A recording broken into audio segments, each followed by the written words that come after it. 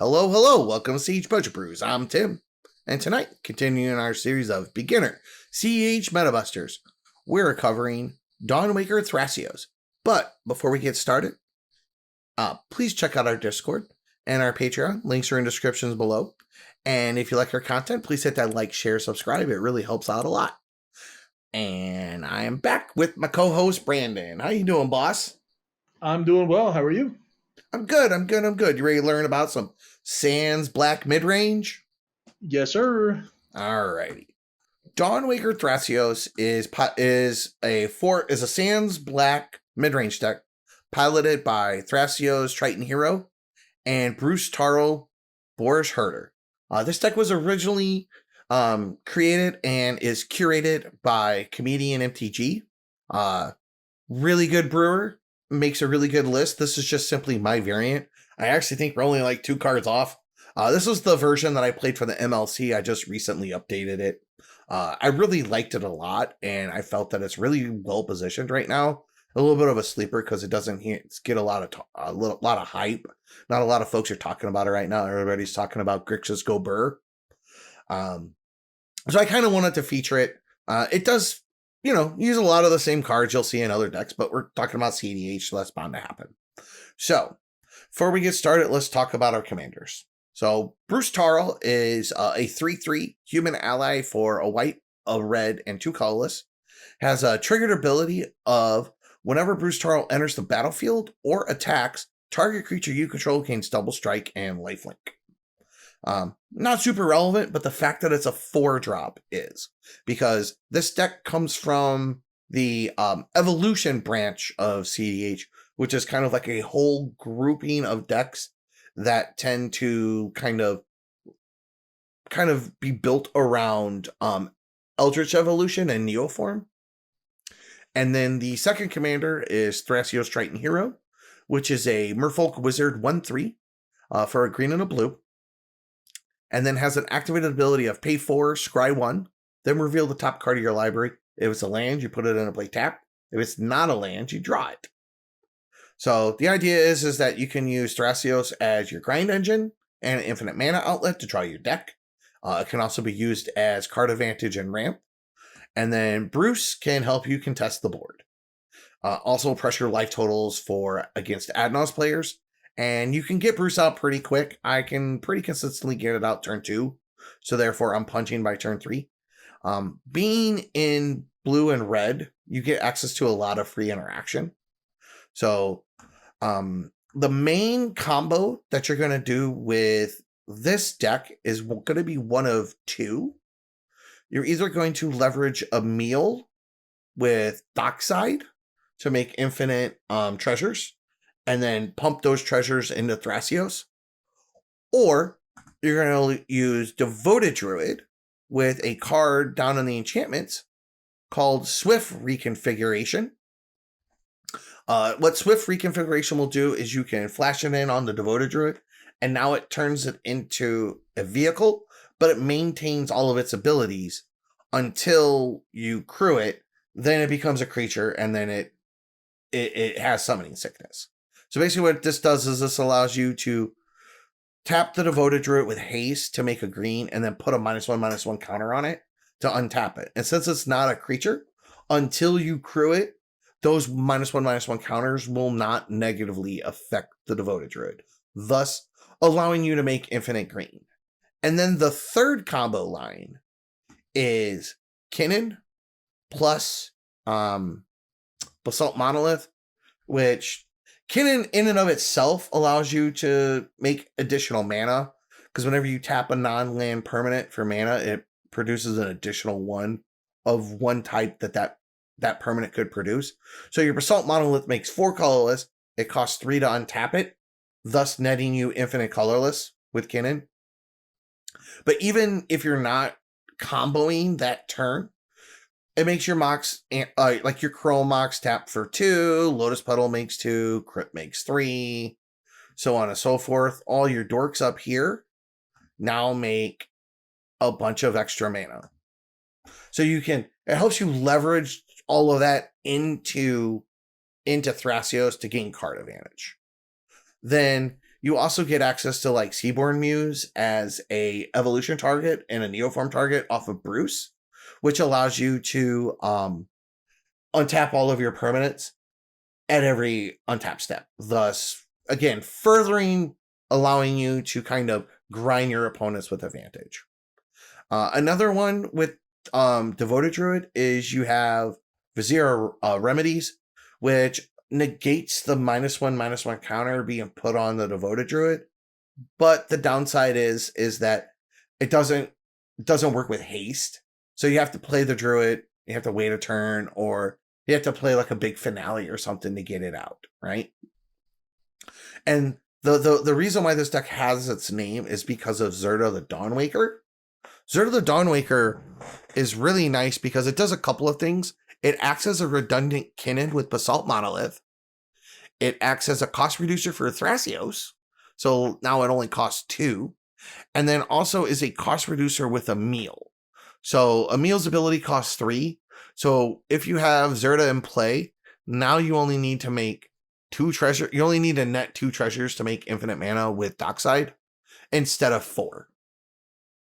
So essentially what you're going to do is you're going to assemble, you're going to control the board, use Zirda and like Seaborn Muse to kind of out mid-range your opponents till you assemble an infinite mana combo. And then you're going to pump that infinite mana combo into Thrasios. But essentially, once you have your infinite mana off your Dockside, you draw your deck. Now you play your Eternal Witness, you buy back whatever spell you want.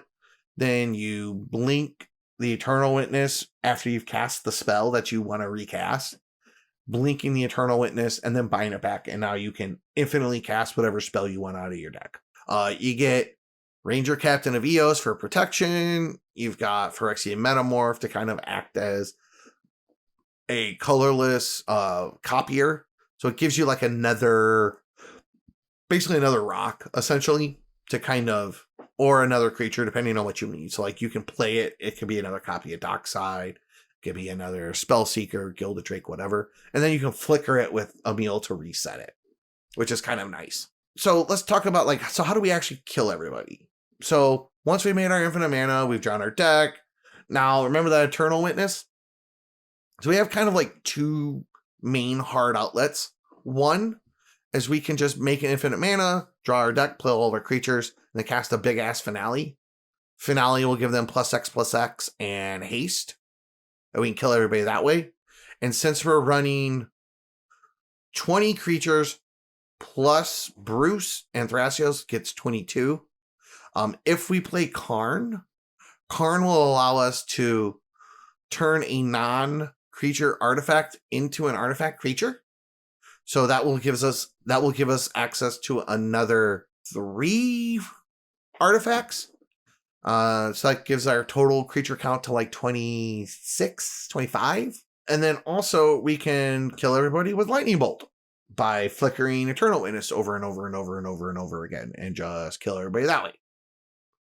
We can also resculpt all of the artifacts that we have in play, turning them all into 4/4s, and then give them haste with Finale. And then since we're in Sands Black, we have access to a very robust interaction suite. So we have like Swords of Plowshares, Silence. We have most of the free interaction that the Grixis decks runs, because we have SWAT, Force of Negation, Force of Will.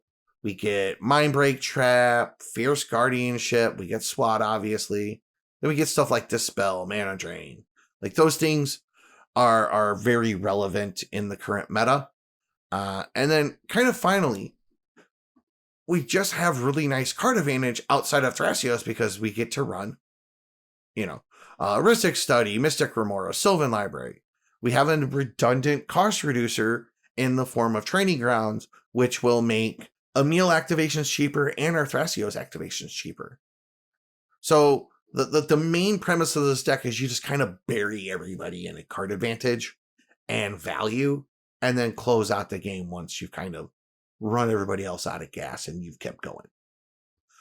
You can recur, you have like Noxious Revival to help you recur any spell, anything that you need. Finale also not only does it tutor out of library, it tutors out of graveyard.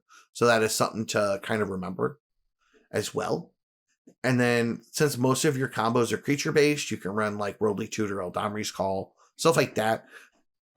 Neoform, Eldritch Evolution, they all help you to kind of get those pieces.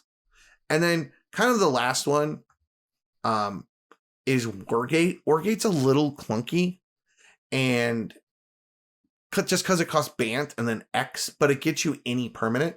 So it's one of the few ways to tutor to the battlefield in the deck. Basalt Monolith and Swift Reconfig, because they're not creatures and you don't have access to black tutors. So therefore you can't tutor anything. So that's a nice one to kind of include. I actually was kind of always on the fence about it. I really like Quora Calling, so I kind of run both. Sometimes they kind of swap in and out for each other. The other thing I might do is I probably should be including Otawara in this build. I like Useiju, it's really nice, but I've been finding Otawara to actually be more useful in Commander because it'll bounce more relevant permanents than just what Useiju hits. But here's the nice thing about Useiju. While it's not a hard lock, it can help you. You can recur it with Eternal Witness, like let's say like your Lightning Bolt's gone, your other and your Finale is gone for some odd reason and you can't get them back. You can Boseiju everybody's lands, everybody's enchantments, everybody's artifacts, and now they have no fast mana. Because most people aren't on dorks. And then you essentially just deploy a bunch of value engines, and then Noxus Revival a bunch of cards over your deck back, and go from there. Like, and then put yourself in a commanding position. La da da da. So the name of the game with this deck is grind, value, and you just outvalue your opponents over and over and over again. And then you can use Bruce's ability to leverage their life total pretty fast, because giving Emil double strike is not insignificant because Emil is a 4/4. Any questions? No. All I have to say is that any deck that utilizes Seedborn Muse is one of my favorites. So, because I just love that card. Well, and so while this is a dockside deck, one of the reasons why I wanted to highlight it is because this deck doesn't feature Oracle, and it doesn't feature Breach, and it doesn't feature Adnaz, but it's very much a relevant deck. Mm-hmm. It's very new. I think I feel that this deck is pretty noob friendly. In the fact that like you get to run hate bears like Dranith.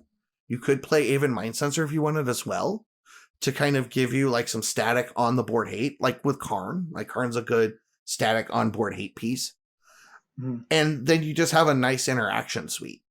The deck is a little bit slower, but since you have so much free interaction and you're a dockside deck, you can keep pace with the Grixis decks very effectively.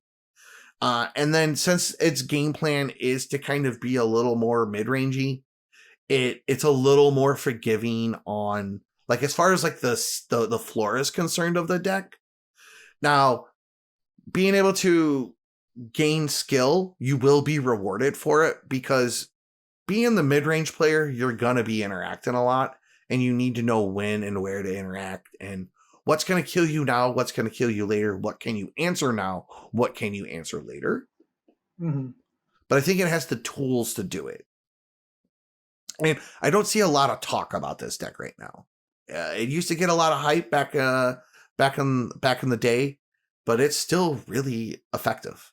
And there's actually a couple of Bruce Thrasios variants that I will probably highlight in the near future. Just as as this space has been kind of a little not underdeveloped, but like under like promoted, I guess, or under talked about in the more public space. I also want to say that there aren't a lot of decks anymore, at least that I see in the cEDH side of things, that utilize Neoform and Eldritch Evolution as heavily. And now that since Flash has been banned and stuff like that, you don't really need it as well. You don't really need it as much. But I think them as both tutors and ways to go into your win condition are both super important, and they're both really, really good to pick up and learn. because there's a lot of lines that use green and blue that you like. It just makes it that much more better to learn them and have them Right. as like tech pieces and not just win conditions and stuff like that into your tech pieces into your win conditions and stuff. So I just wanted to say that even if your deck doesn't normally utilize them, if you're in blue green, you should put them in at least to test it out. Well, and what's nice is you can kind of build your deck to leverage them. So like if you look at the creature spread here, Bruce, Neoforms, and Eldritch Evolutions into Seaborn Muse. Thrasios, Neoforms, and Eldritch Evolutions into Eternal Witness. So like one of the things you can do, like just as a thing. So let's say you have Thrasios on play and you have a Neoform. You Neoform Thrasios into Eternal Witness. Eternal Witness buys back your Neoform. Then you Neoform Eternal Witness into a meal. Right. And now you've assembled half of the combo. Like you play the dock side and then you just tutor chain into it. This is the same thing with Spellseeker. Like if you play Spellseeker, you get Neoform, then you sack it to go get a meal. Right. And if you already have the what's it called? The dock side. Excuse me. No, I was just looking at it. I'm sorry. Basalt Monolith, excuse me, in hand, or you have like a way to tutor it, you can Neoform into Zirda from Thrasios. Yep. Right. Or you can Neoform a Dork into Kinnan. The other thing that's nice about Kinnan is Kinnan can can get you to play out, like most of the creatures in this deck are non-human. There's some humans, but I think out of the 20 creatures in the deck, I think 16 of them are non-human. So you can get a pretty big, like if you're able to like make infinite mana with Dockside or something, and let's say you're under a Drannith and you're locked out of playing Thrasios. You know what I'm saying?